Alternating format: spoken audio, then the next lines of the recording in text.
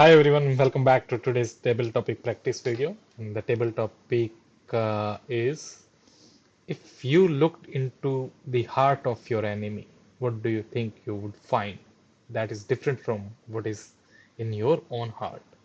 If you looked into the heart of your enemy, what do you think you would find that is different from what is in your own heart? What I would find. When we talk about such aspect, looking into the heart of your enemy. What we want is that uh, how you are perceived by someone else. Maybe you know yourself that better that you would that find in that heart. So it is this topic is trying to reflect in yourself that who you are as a person.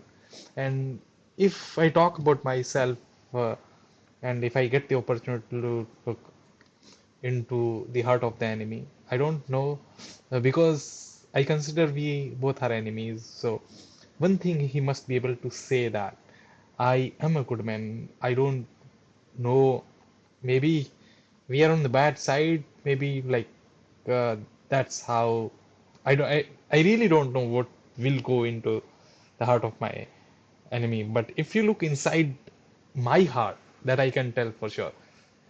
That is, even if that person is an opposite side, if he is a good person, I will have that in me. I will be able to appreciate that person.